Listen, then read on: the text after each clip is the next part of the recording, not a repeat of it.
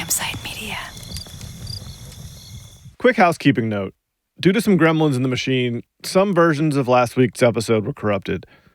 So if you're unlucky enough to download Chapter 10 during that short window when the gremlins were running amok, please just re-download the episode and it should be fine now. Sorry. The gremlins have been banished. Hello? What do you want me to What is say? going on here? It's just, Chameleon. Okay, You're listening to Chameleon. a production of Campsite Media. Oh.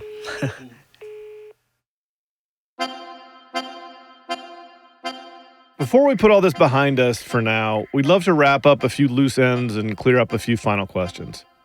When we began this podcast, we hoped there'd be resolution at the end. But if I'm being honest, I was never 100% sure we could deliver that. And I'm so happy that we could. And while we knew this perpetrator would ultimately be arrested, we, like many of the victims, were beginning to wonder if that day would ever truly come. I certainly never expected that Gobind Rahmani would be arrested just 2 weeks later. But that's exactly what happened. According to The Hollywood Reporter, police in Manchester, England have arrested a man believed to be the so-called con queen of Hollywood. Vanessa and I were working when we got the news that night. Actually, we were on a Zoom meeting with a bunch of Hollywood dudes, including 2 writers pitching their take on what this whole adventure might look like as a TV series. Then all our phones blew up almost simultaneously. The con queen had been arrested. It was an incredibly meta moment in an incredibly meta series. And it felt weird. Great, but also very weird. I was relieved, obviously, but also a little frazzled by the news. It caught us totally off guard. The news broke after we submitted what was supposed to be our last episode of the season. I mean, what are the chances of that? So I shared with you what I knew then, which was only that Gobind Rahmani had been arrested less than a week before, and for some reason, the news had stayed quiet. Like I said last week, I got a tip about the arrest and couldn't confirm it, so it wasn't as big of a surprise as it might have been to other people. And we know a little more now. We got the unsealed grand jury indictment on December 3rd, 2020, and also learned that Gobind was grabbed by British cops on November 26th. He remains in English custody, awaiting the process that will likely lead to his extradition. A process that will likely take him to San Diego to stand trial in the Southern District of California. There are a total of 8 charges against Gobind, including wire fraud, conspiracy to commit wire fraud, and aggravated identity theft. It's impossible to say how many years he'll serve, and it's quite possible he'll take a plea deal. So we'll just watch and wait. In the meantime, victims have started to reach out to celebrate. We got that motherfucker. I can't believe it. Like Eddie, the star of our first episode, who's now, by the way, a very successful film trainer. In fact, when Eddie called, he was in Budapest on the set of this massive TV show he's making, Halo. November is always hard for me. It's the birthdays of my mom and dad who have passed, which the con queen used to sink into me and, pull at my heartstrings just a little bit. And the first thing I see is that he was arrested on November 26th. That's my dad's birthday. And on that day, I just knew it was going to be different this year. I'm just extremely thankful and happy, and it's awesome. We also heard from Heather, whose harrowing tale you heard in Chapter 2. So relieved to hear the news. I feel freer. I feel like I can move on psychologically. Heather's career is going well, too. If you live in LA or in a place where there are a lot of entertainment billboards around, you might have seen posters for her last big project, The Spanish Princess. It's on Stars. And then I heard from Tony, that semi-retired Kiwi mercenary who unknowingly brought his military buddies into Gobind's web. What do you think of the news? Well, I'll be honest, mate. I'm glad he's arrested, but I sort of felt it's not over. You know what I mean? Yeah. Because there's other people still out there. He's the main player, but there's still at least that driver. I don't really give a fuck about anybody else. Gobind's arrest wasn't the only surprise we've had recently, either. There's been a ton of attention on the Con Queen story since our show began, and especially since we unmasked a suspect 3 weeks ago. And as a result, new players and sources we couldn't access before were actually reaching out to us. And while we're gratified that all our work paid off, the journalist in me will never stop wanting to dig deeper. Because even though we had plenty of time to expose the con itself, we We had only one chapter to understand Gobind. Huge gaps in his story are still lost in the shadows, so I can't help but want to shine a light into dark corners. We're calling this chapter 10.5, Epilogue.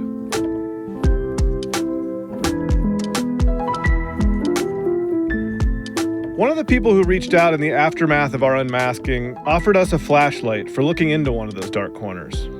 She seems to be the Con Queen's first victim. Not Gobind's first victim. That's probably some kid in grade school. But this woman, an Indonesian named Sam, met Gobind in one of the biggest blind spots in our story. The period between Chameleon prison and the start of the long con we've spent a year investigating. So I really wanted to talk to her. I thought she might be able to help us understand how this random dude walked out of jail and embarked on this second life as a master con artist. First time I met him, it's already like, oh, he's a trouble. We'll get into Sam's story right after this.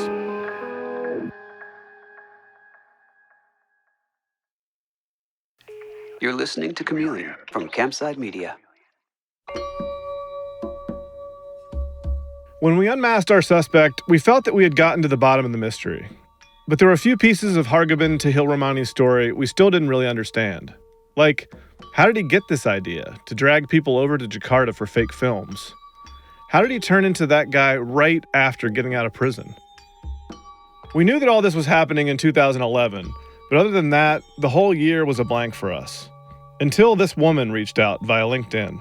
Good morning. I guess good evening. Good night. Yes, good evening. It was late in Jakarta, but Sam was wide awake and wanted to talk.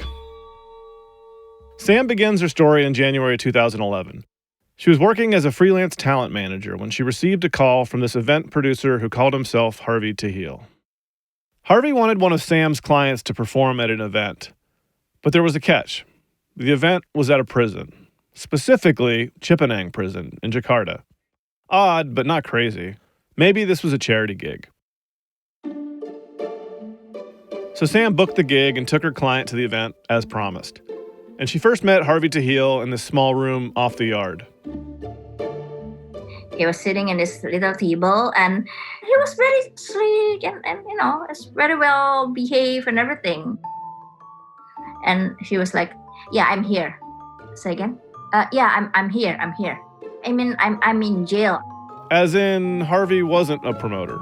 He was an inmate. Oh, yeah, I threatened the embassy.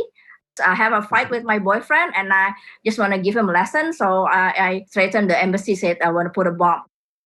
Despite this incredible admission that he was locked up for a bomb scare at the U.S. Embassy in Jakarta, Sam, well, she just rolled with it. There was nothing scary about it. Like he seemed nice, right?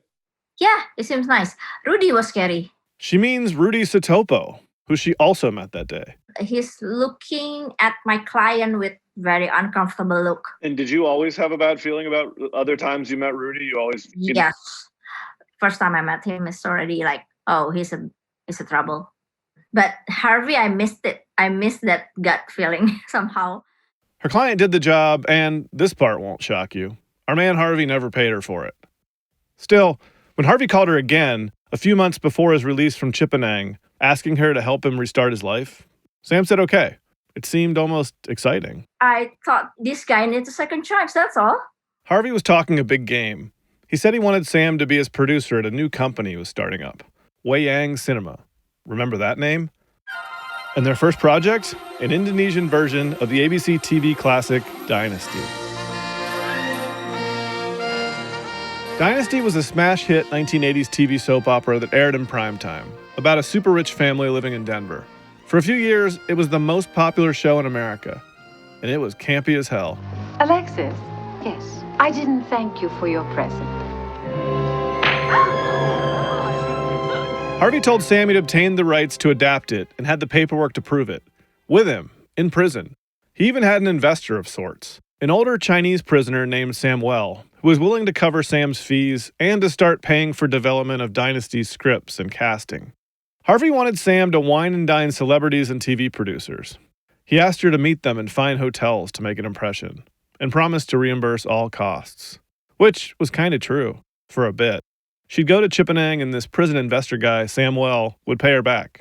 in part. So I get my money back for a little bit. At that time, it's like he tried to build the trust. Fast forward a month or two. Harvey gets out of jail. The first person that he saw when he get out of prison was me. They met for lunch, making Sam literally the first person Harvey Tahil, Gobind Tahil Ramani to us, met when he left Chippenham.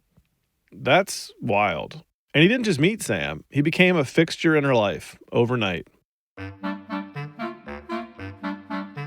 For the next month or so, Sam covered hotels, meals, transportation, all of Harvey's expenses, basically. But of course, the Dynasty project fell apart. Well, so much for frankness. Harvey claimed that he hated all the writers and the character descriptions and synopses Sam presented for him. But he also had a new project in mind. A Miss Teen Indonesia pageant. Remember that name from Chapter 9? Harvey told Sam he'd also acquired rights to this from Univision. He wanted Sam to organize a press conference to announce the pageant. She did that, calling on her contacts in the media, and put herself forward as the production leader for this ambitious project. Harvey, meanwhile, was working on his lineup.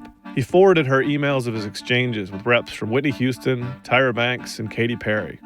Sam showed them all to me. They're legit. Harvey really was communicating with these people, calling himself the head of corporate affairs for his production company. Wait, that's Katy Perry's passport? Seems so because I tracked down and then it seems legit. Where did that come from? I have no idea. He forwarded to me. Not just Katy Perry's passport, but the passports for all of her crew and dancers. Tyra Banks' agent wrote that Tyra was willing to judge the Miss Teen pageant, but only if her long list of demands could be met. I know it's all too good to be true, but I mean, we just never know. I mean, it might happen. Yeah, it didn't happen. But Sam told us that Harvey did have one success. One thing that really happened. He managed to lure another big act. In May of that year, 2011, he got the Korean boy band 2AM to fly into Jakarta. And they paid their own way. He promised them the publicity would be worth it. Again, he asked Sam to organize an event. This time, an intimate meet and greet for select fans of the group at a small club. It's supposed to be a secret gathering. But it didn't stay a secret. Tons of fans showed up, and it got out of hand. We have like hundreds coming, and the club was like broken because there's so many people. This understandably freaked out the band. They saw too many people, and they said like it's not in their contract. And then they decide not to get off from the bus and back to their hotel. So all the people there, including the owner, it was like pointed fingers at me because I was the one who created everything, and I almost get into by police. Police came and almost got me. All the blame and the cost fell on Sam, and she had no money to cover the damage. Her personal accounts by this point were empty from paying staff and covering Harvey's various needs. She had to borrow money from her friends just to pay for her daughter's school. Well, I mean, like, I've gotten so much trouble. I have no money. And what happened when you talked to Harvey about this? He apologized with his charm. He said sorry, and then he will pay, and he will be there when I face the owners and everyone. Well, he never showed up. As far as the local media and entertainment community was concerned, this club fiasco was Sam's fault. I was like very, very, very mad at him. I was like screaming. I tried to call him. And this is just you asking him to take some responsibility, right? Yep. Mm-hmm. And he wasn't doing it? No.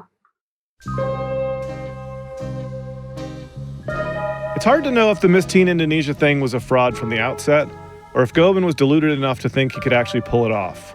But one thing's clear, he must have gotten a taste for tricking people into commitments. It probably came easy for him.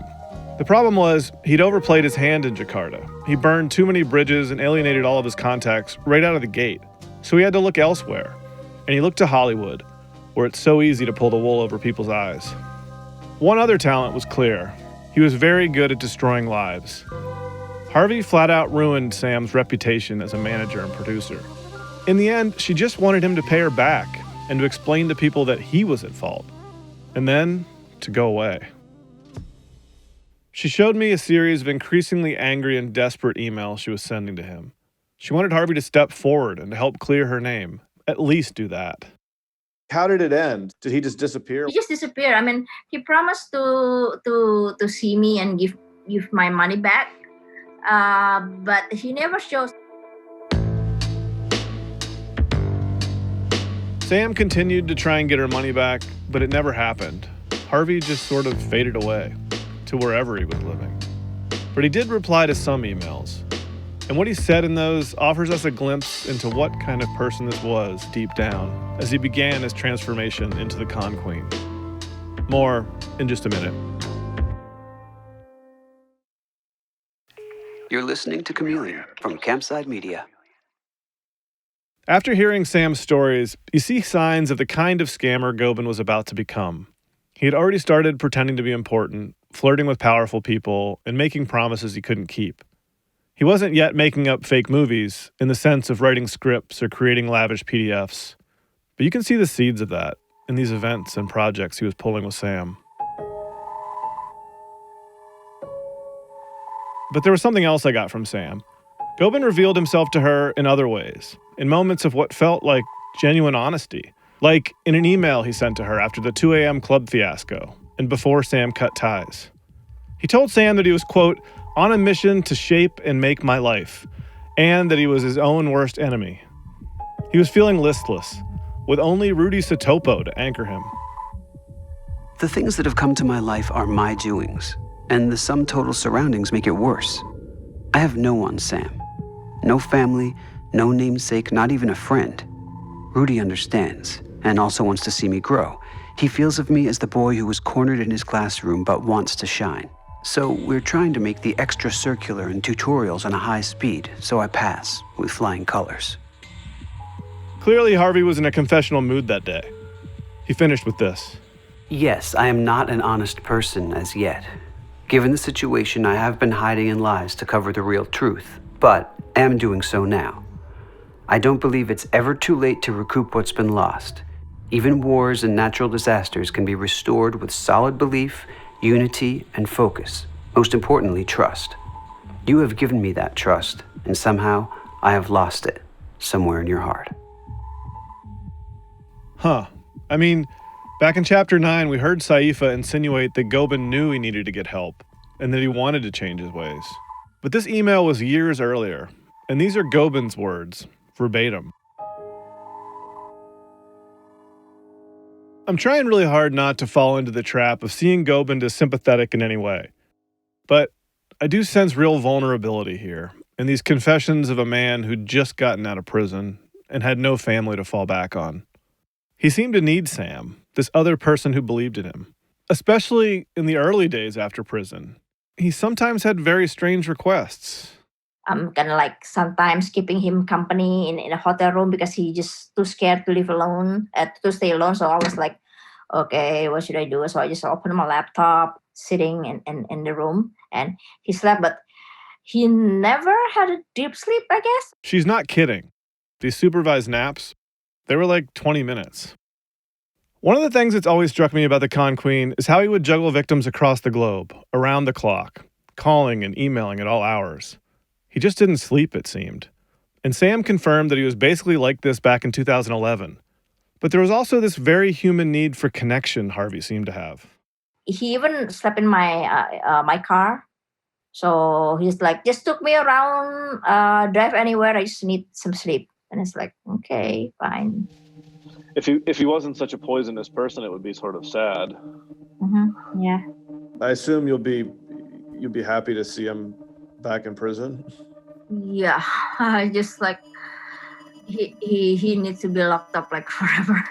The memories of this half year of hell may be painful for Sam, but the truth is, her life has turned out fine.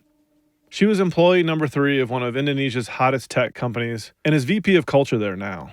She helped set the tone, keeping people happy, which is maybe why the thing that pisses her off most about Harvey Tahil, a decade later, isn't what he did to her. It's how he's hurt the people of Indonesia as a whole. Hearing your podcast, it's even harder because we have all these great people, the wrong impression about Indonesia.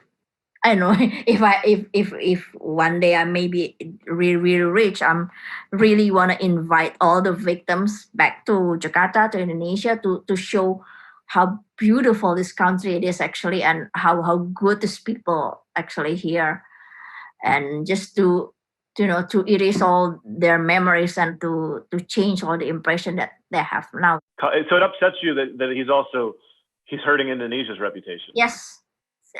To be honest, it's more upsetting than what happened to me, because this country has so much. And yeah, I mean, like, it's hurting Indonesia, and that's the one that will make me want to kill him.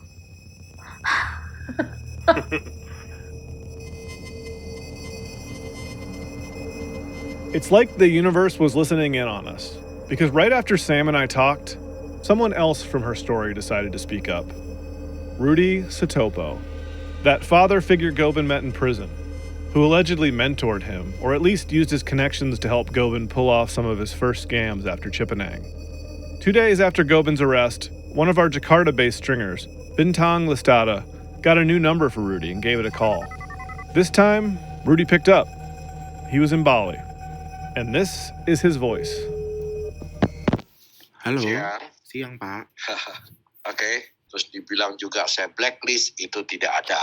Saya pegang kartu kredit, saya pegang apa. There wasn't time to translate the conversation, so right after they talked, I called Bintang so that he could tell me what he learned. I think Rudy was kind of worried because there were news articles out there that were mentioning his name and correlating his name to the Hollywood con queen. Now, keep in mind who we're talking about here. Seasoned fraudster Rudy Satopo, the very definition of an unreliable narrator. Bintang suspects that Rudy was trying to save face a little, rather than trying to give us new information. I mean, even through phone, you could just hear I wouldn't say delusion, I would say he's very charming. He has this way of controlling the narrative. I mean, I rolled my eyes a lot while I was talking to him, but it was very interesting and surprising as well. First and foremost, I wanted to know what Rudy had to say about Gobind. He said that Gobind and he's not my mentee, I'm not his mentor. They said that we were friends. They said that I was his guardian. None of that. I was his counselor. He said that I was a counselor. Basically, Rudy's version is that he wasn't a mentor and that they weren't friends. He was just helping out this troubled kid.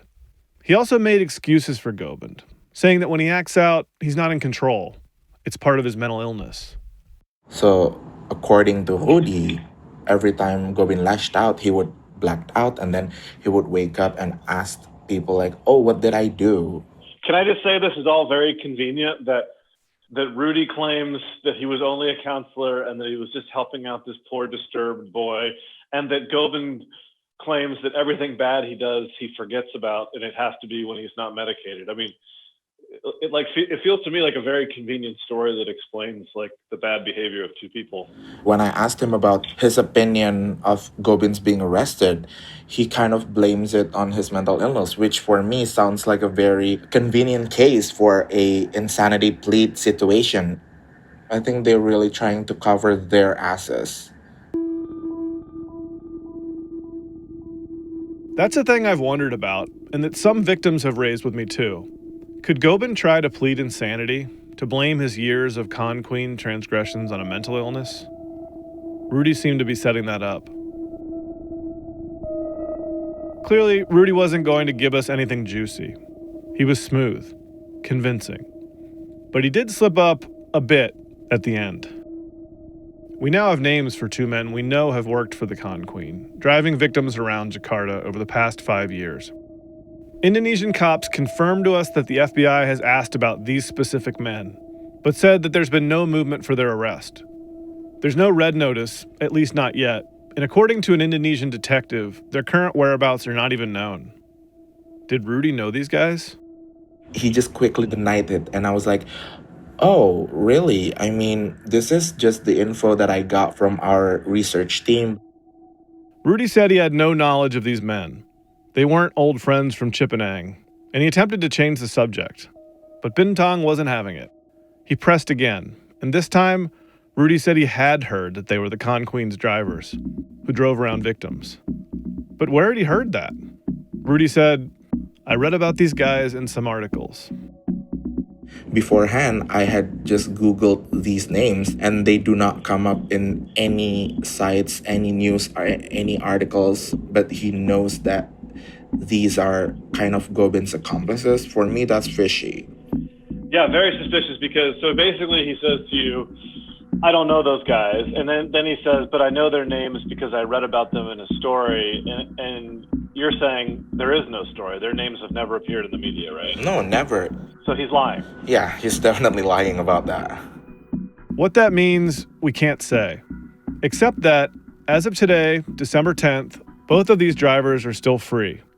Probably in Jakarta somewhere. And I'm not as certain as I once was that the Con Queen didn't have other accomplices too. In that way, the story isn't completely over. That's certainly how Tony feels. I told him what I heard about the drivers and the cops. Basically, that someone needs to actually press charges and open a case.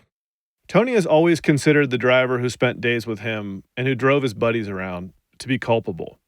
He wants that person to be punished too. If people want to formally make a criminal complaint, I think they're willing to investigate these guys, so. That's what I intend to do. I mean, when we can travel again, I'll let you know. We hope you do, Tony.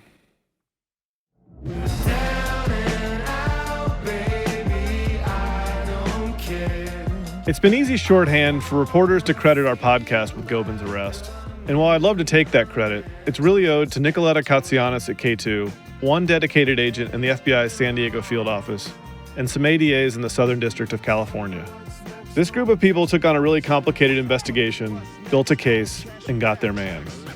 I know all the victims are very thankful about that. We just made Gobind sweat a little, and maybe applied some public pressure, because victims were ready for justice, and the Con Queen clearly wasn't going to stop. Chameleon has been a production of Campside Media. This episode was written by me, Josh Dean, and produced by Ashley Ann Krigbaum. I want to give a special thanks this week to both Devianti Farids and Bintang Listada, who helped us throughout the series and really came through on this episode. Our executive producer is Mark McAdam. Our associate producer is Abakar Don. Consulting producers are Andy Horowitz at Atlas Entertainment and Charles Mastro Pietro at Circle of Confusion. Fact-checking by Callie Hitchcock. Editorial support by Doug Slaywin and Natalia Winkleman. Our theme song is Bad Checks by Houses. The episode was mixed by Ashley Ann Krigbaum and Mark McAdam. The executive producers at Campside Media are Vanessa Grigoriadis, Adam Hoff, Matt Scher, and me, Josh Dean. If you enjoyed Chameleon, please rate and review the show on Apple Podcasts. It helps other listeners like you find the show. Thanks for your support this season, and stay subscribed to the feed for major updates on the case, should they occur. We also have a season 2 of Chameleon in the works, about an entirely different scam, coming next year. Watch this space, and take care.